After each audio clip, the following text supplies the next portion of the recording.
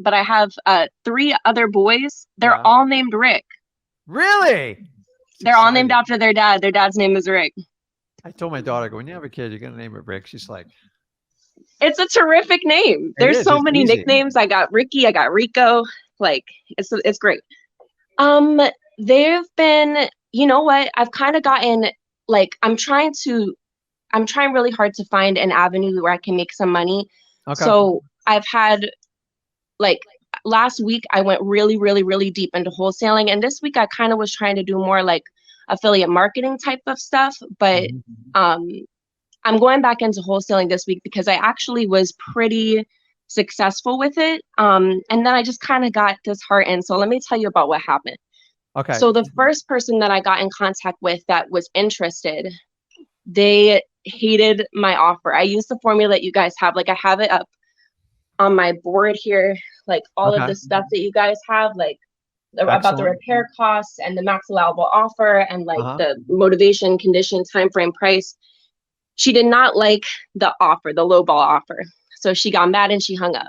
Okay. So the next person that I got in contact with, they were um they had okay, right? So their property was listed at 204. It was listed and the listing expired after like 104 days. I think it was off of a code violation or a tax lien. Okay. Um so I kind of thought that I hit the jackpot because the price on PropStream and batch leads, it was valued at like 275, 290, and they had listed it for 204 and then the listing expired. I was like, oh, like this could really be a great move. Hmm. So I went and I called them, and when I spoke to them, I offered 200, like thinking that they were going to go up to 204 and then be like, oh, well, you know, if you're going to give me what the listing was offered as, that would be great. It was this super, super old lady, okay? And she seemed to not even know that her property was listed. I don't know if she was just playing with me or Yeah. what happened. She was like, "Oh, it was listed. Like I didn't know." And she was like, "Oh, no, definitely way higher than 204. I want something more like 300,000." Yeah. And so I said, you know, I was like, "Okay, well, let me go talk to my financial advisor and see what I'll be able to offer you." And I was so nervous about like the last time that I had even gotten in contact with somebody making too low of an offer. I didn't want this to slip out of my hands. Yeah. So this time I offer her 275, like way, way, way too high, right? Yeah. She kind of said like she would accept it immediately, but she was just, I don't know, I don't know, it was very, very strange. She was super, I guess this is just like an older person thing, but she Yeah. seemed super forgetful. She asked me a million times, like, what did you say you were offering? Like, what's your name again? What's your Yeah. phone number? A So million times. are you doing this virtually or locally? So I'm not really able to leave the house with all my kids, you know, but I I'm get it. actually staying with my mom at the moment. Okay. And she says that she is willing to kind of be my boots on the ground to at least go and take pictures of the property. So And if then you had to get somebody out there, you could. definitely could. Okay, because there's a And big then difference between traveling 4 or 5 states or, taking a no, like an hour round trip. So let me like I can kind of tell you're a little bit all over the board, but how long ago did you start this process on wholesaling specifically? only like I really only worked at it for like 2 weeks. Okay. So I can tell you're excited about it and like you get it. Okay. So the reality is if you have a chance, go watch the live me and Zach did yesterday because we had some really hard discussions with people. And I think you would get a lot of value from that. I'm not trying to waste your time. I'm just telling you. Okay. So I don't have that same conversation with you because I want you to get something from this call. Okay. I actually saw that. I saw that where you were talking to the young man It's just about like I had saw a guy and like, determination. listen, I don't do anything to embarrass people, but he was discouraged after 250 calls. I'm like, dude, you have like that's an average setting for one of my employees in a day, just like in the evening to make. Like we do it every day, nonstop, 6 days a week.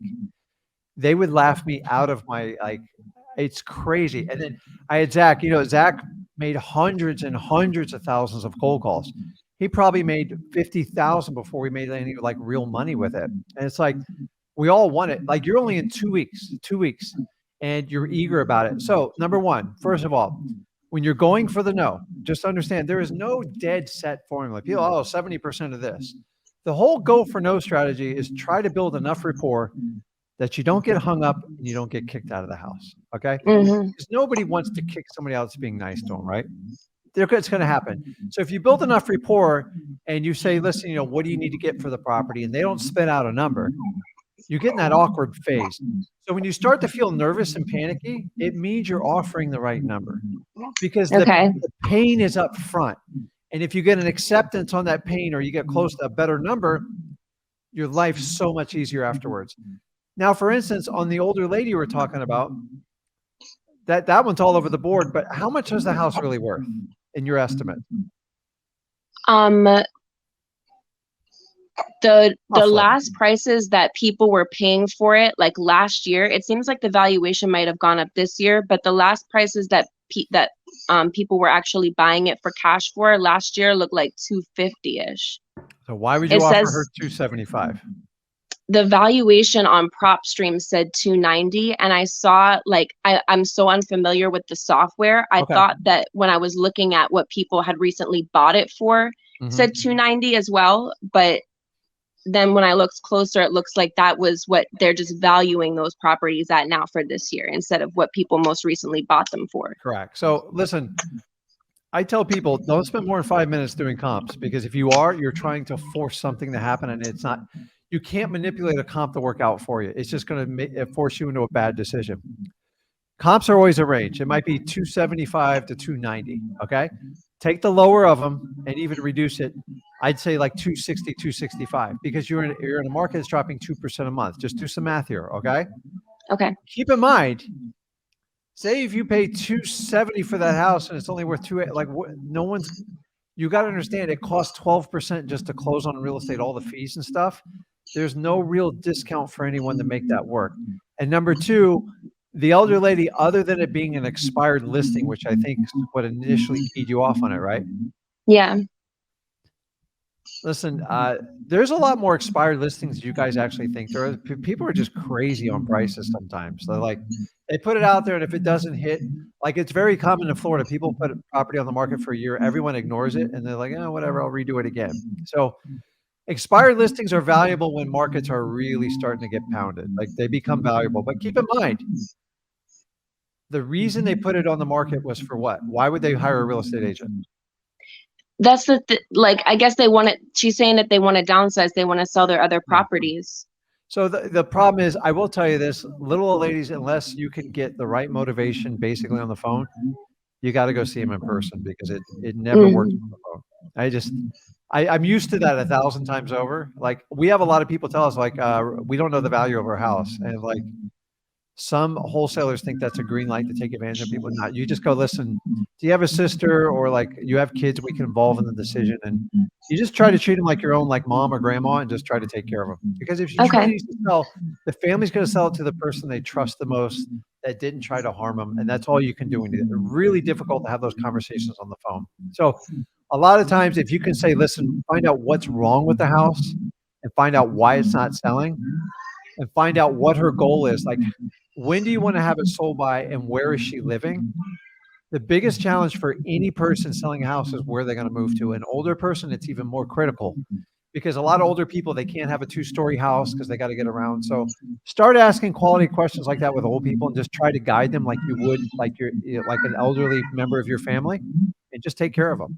But you're just going to need a lot of quantity. You've got to work on not being. It's okay to be nervous to make the offer, but remember, you're just looking for the counter. Let me tell you, if a house was worth 200, you offer 100, and they said yes, would you be super excited? Yeah. So who cares? Here's the problem: if you offer 170, and they off the bat, and they go, "I'll take it. That's awesome." How are you going to feel? I mean, exactly how I felt, which was like, damn. You're going to feel like you overpaid for it. And it's going to be like, you're going to spend the next 3 weeks trying to figure out how to reduce that price. So the way me and Zach teach it, it protects you against this. Remember, 9 out of 10 are going to kick you to the curb. Just accept it. So don't get nervous about it, and just blame somebody else, like your partner. Go, listen, don't shoot the messenger here, but my partner said I can only offer 140 grand. And then she goes, well, can you do 150? Then you're a hero. And she goes, are you crazy? And you go, I know, my partner, that's why I'm here. So you can instantly go good cop, bad cop. And I think that would work really well for you because you're just a naturally nice person. You have the gift to talk to people, so use it. Don't be scared because it's what your family needs for you to stand up for them. You cannot overpay for properties. In 2023, anyone who overpays for a property is going to be severely penalized. And I'm telling you, so understand you're going to get rejected. Occasionally you'll get hung up, and it's just a numbers game. So keep going through the numbers. And like, you have your hands full, but the beauty of wholesaling, if you can figure out and put through it in a year or two, like, you will have all the flexibility of whatever you want to do. So how old are your boys? I have two 2-year-olds and a 3-year-old. Oh, wow. Wow. So I actually, yeah. I know, but like, so like a big part of like, so you guys can check me out on my Rick Ginn channel. So, cause I talk about other things, real estate related. And so I've raised 2 kids. So I have, guys, she's going to kill me. Zach's, he just turned 23 and my daughter is 21. Okay. So she's in the medical field. I love what she's doing. She's great. But you know, as a parent, your kids watch what you do much more than what you say. Like, after a while, we all get numb to what people say. So I'm just telling you, like, walk the walk. The reason my son's doing what he's done, because he's like, you just spent so much time with me, because for 12 years, I didn't even come, like, all I did was work. Like, my wife's like, you leave at dark, you come home at dark, you're gone every day. And it's just, one day I just lost it. I'm like, I can't do this anymore. And I went out and did it the hard way. And I kept my corporate job while I tried to figure it out. And I had 2 little tiny children with a mortgage, and my wife wasn't working. So I was highly motivated. I was like, man, whatever it takes to get out of this. And I didn't care. And I had the same stuff everyone's thinking on this thing. And you know what the thing is, like, I've never disconnected from it. And it's what makes me different from like all the other wholesale coaches stuff. I know what it's like to be in the fight. And then I took Zach 5 years ago through the fight. I go, hey, you want to do it? And I go, if I could teach a high school kid how to do this. And but for the record, he's much smarter than I am. He got his mother's brains, not mine. So I'm like, Zach, so he went to college, did the whole thing. He got everything paid for. Both my kids did. And he's like, I want to be free. Like, I don't want to work for someone. Like, what do you do? And I thought I was protecting my kids by like, well, you know, and I was really hard on him. Like, here's bandit signs. You pay for them. You answer the phone. And if you don't survive, you know, it's a tough world. And he did well. And he asked a lot of questions, and it got fun. And then before I know it, he ran every department in my company over a 3-year period. And then he brought me so much business. I was like, oh, let's just work together. And he's like, hey, we need to help other people out. I go, well, there's a problem in the coaching business. And that's how we got to this point of helping you guys out for free. So you're only, which is incredible. It's incredible, by the way. And he just like, but what I'm trying to tell you, my example here is, you have to lead by example with your kids, because your kids, they think you're like superwoman, superhero. Like, even parents that aren't doing the greatest, no matter what, your kids always think you're great. Like, I grew up in a tough environment, but I thought my mom and dad were like superheroes, and like, but we were 4 kids, we struggled. But if your kids don't know the struggle, you actually did a good job. But the idea is the true value of, listen, with little ones, the idea is get them fed and keep them safe, and like, keep them healthy. But when they get 14, 15, you're like, okay, I'm not going to accept what my parents did the best they could. So now I know everything.